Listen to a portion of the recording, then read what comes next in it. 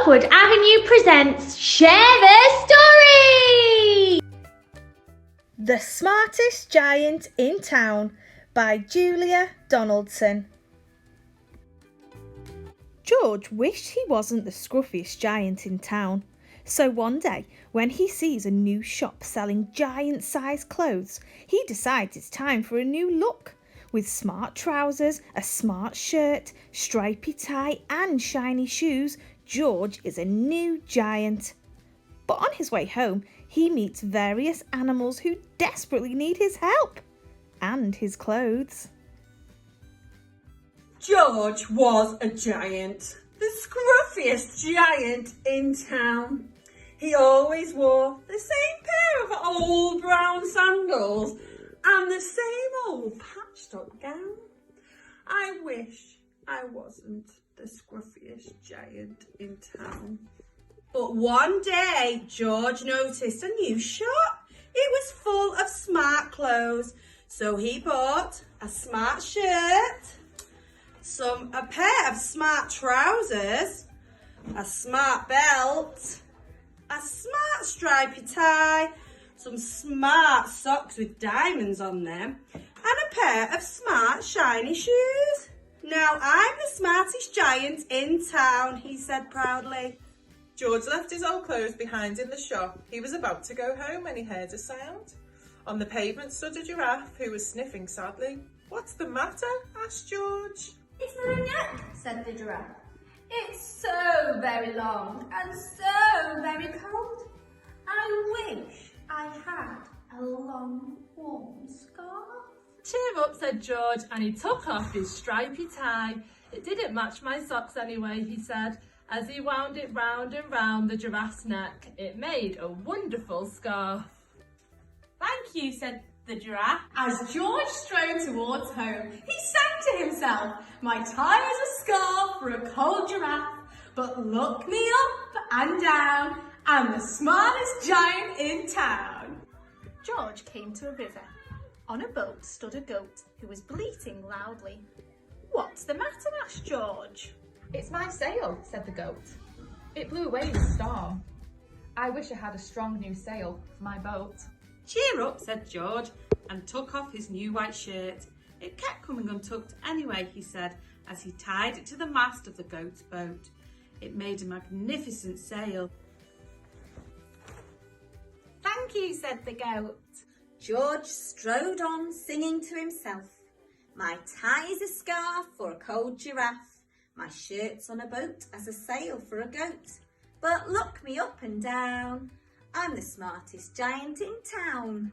George came to a tiny ruined house. Beside the house stood a white mouse with lots of baby mice. They were all squeaking.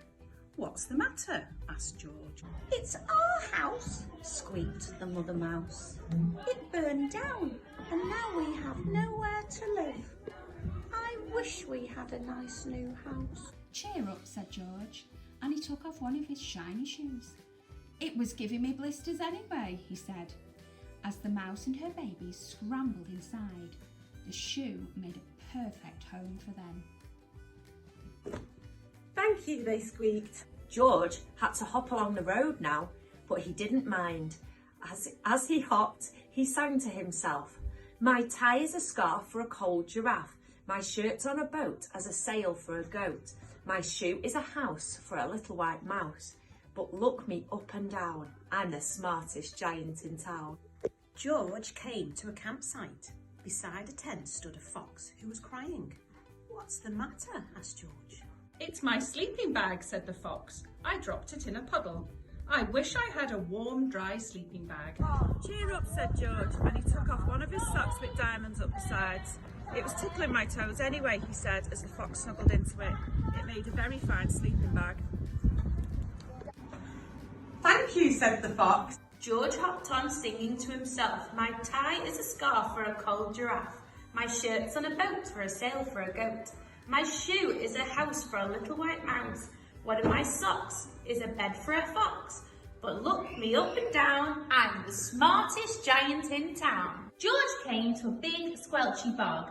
Beside the bog stood a dog who was howling. "What's the matter?" asked George. It's this bog, said the dog.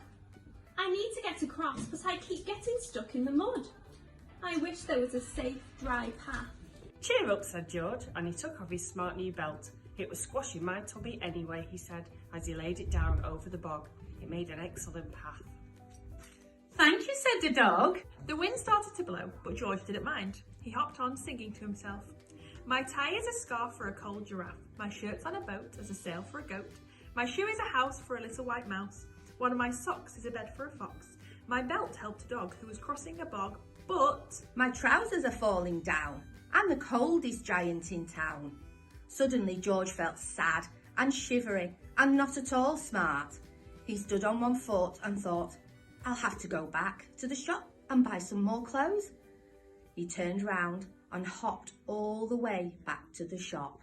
But when he got there, it was closed. Oh no, cried George. He sank down onto the doorstep and a tear ran down his nose. He felt as sad as all the animals he had met on his way home. Then, out of the corner of his eye, he saw a bag with something familiar poking out of the top. George took a closer look. My gown, he yelled. My dear old gown and sandals. George put them on. He felt wonderfully comfortable. I'm the cosiest giant in town, he cried, and he danced back home along the road. Outside his front door stood all the animals he had helped. They were carrying an enormous present. Come on, George, they said. Open it. George untied the ribbon. Inside was a beautiful gold paper crown and the card. Look inside the card, George, said the animals. George put the crown on his head and opened the card.